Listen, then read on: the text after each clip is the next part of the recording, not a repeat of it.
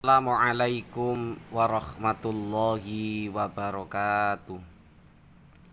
Selamat pagi anak-anak, selamat siang. Semoga kita semuanya selalu dalam lindungan Allah Subhanahu wa taala dan juga kita selalu diberikan keberkahan ilmu yang bermanfaat. Amin amin ya rabbal alamin. Dalam pembelajaran bahasa Jawa pada kali ini silakan dibuka catatan yang telah kalian catat pada minggu kemarin, yaitu catatan anekdot. Opo catatan anekdot? Anekdot dibuka dulu. Silakan dibuka. Jangan lupa berdoa terlebih dahulu. Mudah-mudahan kita selalu diberikan kesehatan agar kita segera diberikan izin untuk melaksanakan pembelajaran secara tatap muka. Pengertian atau pengertosan. Anekdot mujudake sawijining cerita cekak lucu utawa menarik kang nggambarake kedadean utawa pawongan sing sak temene. Jadi mewujudkan sebuah cerita pendek yang lucu dan menarik. Di sini menggambarkan suatu kejadian atau seseorangan yang sebenarnya yang bisa mewujudkan pengaturan dan provokasi dari isi dalam guyonan atau kelakar yang ada di dalam cerita tersebut. Anekdot tansah disajekake dedasar kedadean utawa nyata kang ngayutake wong-wong sak temene apa wong-wong kasebut kondang misuwur utawa ora, lan lumrah dumadi ing sawijining panggonan kang bisa diidentifikasi. Jadi ini anekdot itu menceritakan atau menyebutkan salah satu seseorang. Biasanya itu menceritakan orang-orang yang kondang, diceritakan orang-orang itu kondang, dibuat lelucu-lelucuan di umum. Jadi biasanya itu yang bisa membuat kita terkenal. Teks anekdot yaiku sawijining tulisan utawa cerita cekak ringkes lan duweni pengalaman utawa kesan sing lucu. Ini di pengertiannya. Teks anekdot yaiku cerita cekak, tulisan utawa cerita cekak ringkes lan duweni pengalaman utawa kesan kang lucu. Jadi ini sebuah cerita-cerita pengalaman yang isinya ada lelucon-leluconnya di dalamnya. Tujuannya dari teks anekdot yaiku kanggo panglipur, nanging sakbeneri ana pesen tartamtu kang kinandhut ana ing sajroning teks. Tujuannya adalah untuk penghibur, sebagai penghibur, panglipur, untuk menghibur hati. Akan tetapi sebenarnya ada pesan tartamtu, itu pesan tujuan tertentu kinandut yang terkandung di dalam teks tersebut. Jadi nanti kita lihat setelah ini, nanti kita akan membaca cerita anekdot. Pasti nanti setelah membaca kita akan menemukan tujuan mana yang untuk penghibur dan juga mana pesan tertentu yang sebagai yang terkandung di dalam cerita tersebut. Biasanya pesan-pesan itu sebagai pengingat untuk mengingatkan kita. Selanjutnya, struktur teks anekdot. Struktur berarti sama dengan unsur. Teks anekdot unsurnya atau strukturnya ada 7. Yang pertama abstraksi, yang kedua orientasi, yang ketiga event, yang keempat krisis, yang kelima reaksi, yang keenam koda, dan yang ketujuh reorientasi. Apa iki maksudnya? Maksudnya akan dijelaskan di slide selanjutnya. Kita lihat di slide selanjutnya. Struktur teks anekdot dibedakake dadi 7, yaiku satu, yang pertama abstraksi. Abstraksi ini mewujudkan perangan kawitan padha utawa paragraf kang duweni fungsi kanggo menehi gambaran cetha babagan isi teks anekdot kasebut. Kalau dalam bahasa Jawa paragraf itu disebut padha ataupun bait. Padha, sak padha. Abstraksi mujudake perangan kawitan paragraf kang duweni fungsi kanggo menehi gambaran cetha babagan isi teks kasebut. Yang pertama,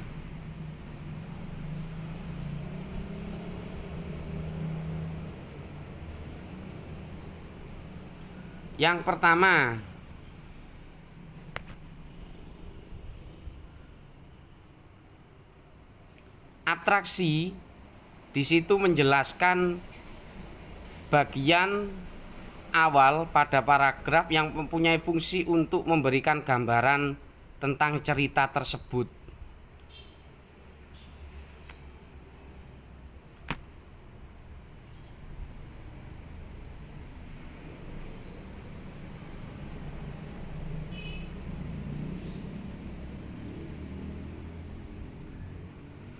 Yang kedua ada orientasi.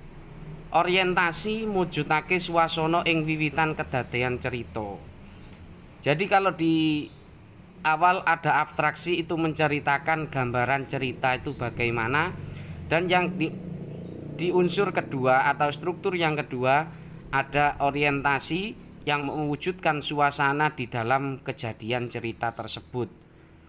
Gambarannya seperti apa? Kita lihat di orientasi. Yang ketiga ada event. Event nyeritakake rerangkening kedadean utawa sawijining prastawa. Event itu adalah menceritakan rangkaian kejadian atau suatu perkara. Orientasi itu adalah menerangkan tentang suasana awal-awal cerita, dan di event menceritakan itu menjelaskan tentang rangkaian kejadian salah satu peristiwa. Yang keempat ada krisis. Krisis yaiku perkara utawa kang ana ing sajroning sawijining teks anekdot utawa munculing perkara. Lebih gampangnya krisis adalah waktu munculnya sebuah perkara atau nanti tanda-tanda munculnya sebuah perkara yang ada pada teks anekdot. Jadi nanti kalau kalian membaca sudah mulai masuk di situ ada krisis, mulai ada masalah, artinya itu adalah sebuah struktur krisis. Yang selanjutnya ada reaksi. Reaksi mujudake cara anggoning ngrampungaking perkara kang thukul sakjroning krisis. Reaksi itu adalah mewujudkan cara bagaimana menyelesaikan sebuah perkara yang berawal di dalam atau munculnya perkara itu di dalam sebuah krisis. Jadi reaksi mewujudkan bagaimana cara menyelesaikan masalah yang muncul di dalam sebuah krisis. Reaksi itu menyelesaikan masalah yang ada di krisis. Yang ke-6 itu ada koda. Koda yaiku owah-owahan kang dumadi marang paraga. Owah-owahan itu bagian-bagian yang terjadi pada tokoh atau pemainnya. Yang terakhir ada reorientasi.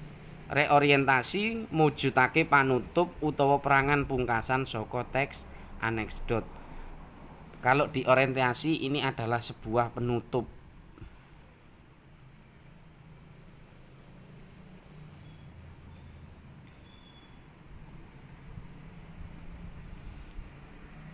Sebuah penutup atau perangan pungkasan.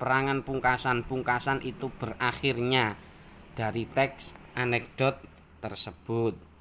Nah, Ini struktur yang ada pada teks anekdot. Ciri-cirinya teks anekdot yang pertama ada 4 di sini. Pertama, gunakake tembung panggandeng. Dijelaskan di sini sebagai atau tembung kata penghubung, konjungsi lan kata penghubung. Yang kedua, ono unsur sing lucu. Pasti di teks anekdot mengandung unsur yang lucu. Yang ketiga, biasanya ngemot sindiran utawa pasemon. Yang keempat, ngandut pesen moral. Nomor 3, biasanya ngemot sindiran utawa pasemon panyindir. Sing kaping 4, ngandut pasemon moral, ana pesene. Pesen moral kanggo pendengare utawa kang maca. Nang kene ana tuladha anekdot teks kang judule gawe undang-undang. Dodi dolan menyang omahe sepupune sing arane Alan. Dheweke manggon ing kutha. Ing sawijining esuk Dodi ngajak tuku sarapan banjur kekarone numpak mobil lan Alan sing nyetir ing prapatan lampu bangjo. Lampune abang nanging Alan tetep bablas mlaku. Dodi banjur ngomong karo Alan, "Lampu abang kok mlaku terus?" "Alah tenan wae, ing negeri kene aku bisa gawe undang-undang kok." "Kepriye carane sing gawe undang-undang rak ya DPR karo pamarintah to?" "Kene ya kok minggir." "Arep mangsuli pitakoning kuwi." "Kene ya kok kudu minggir." Mobil nandang banjur grogo sak celanane, banjur ngetokake dompet sing duwite kandel, banjur diselehake ing ngarepe Dodi. "Iki wangsulane." Oh. Nah, kita setelah membaca, kita lihat struktur teks yang terkandung dalam cerkak sing judule gawe undang-undang. Kaping 1 abstraksine yaiku Dodi dolan menyang omahe sepupune sing arane Alan, dheweke manggon ing kutha. Kaping 2 orientasine, ing sakwijining esuk Dodi ngajak tuku sarapan banjur kekarone numpak mobil lan Alan sing nyetir. Nomor 3, krisise yaiku ing prapatan lampu bangjo, lampune abang nanging Alan tetep bablas mlaku. Sudah ketemukan permasalahannya? Selanjutnya, mohon maaf kesalahan nomor. Di reaksinya Dodi banjur takon marang Alan ngeneni jawaban, "Kene yo ing negeri kene kok bisa gawe undang-undang dhewe."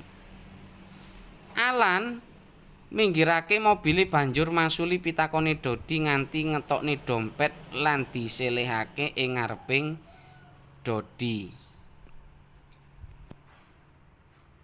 Yang di unsur ke-7 di sini tidak tertulis.